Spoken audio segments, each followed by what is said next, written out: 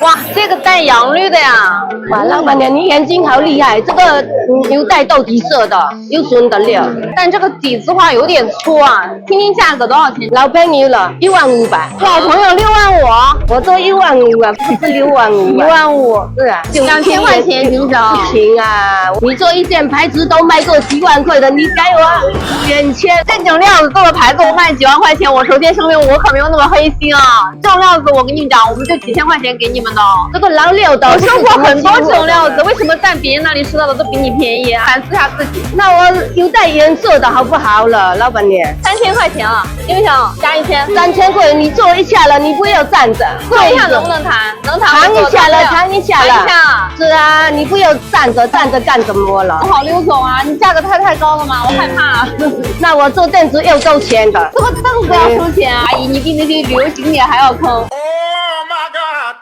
老板娘，我跟你做一瓶哈，8000成交吧。那我才不跟你谈了呢，我只能再给你加500块钱了，再多加1分我都给不了了。那我也干脆了，4000块吧，好不好？不好，我都没有空间了。哎呀，我这个都很好啊。来，买你，能不能过来。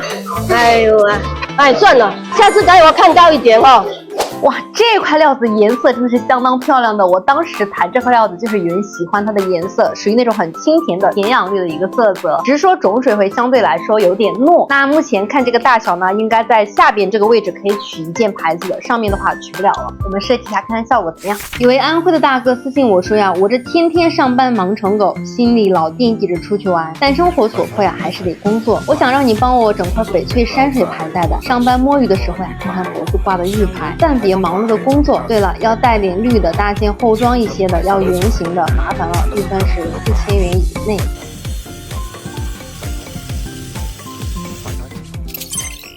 这件山水牌呢，入处细腻，立体饱满，近处苍松遒劲，楼阁错落有致。游人正过青石拱桥，溪水绕石而下，整体雕工精湛，具有天地壮阔，又存人间烟火，寓意着呀，在喧嚣中铭记山水，对自然、对美好生活的向往。青山绿水，看着就让人赏心悦目。那这件山水牌你们喜欢吗？我们就加工费3980露给这位朋友。那你们还想要做什么题材，都快告诉木子吧。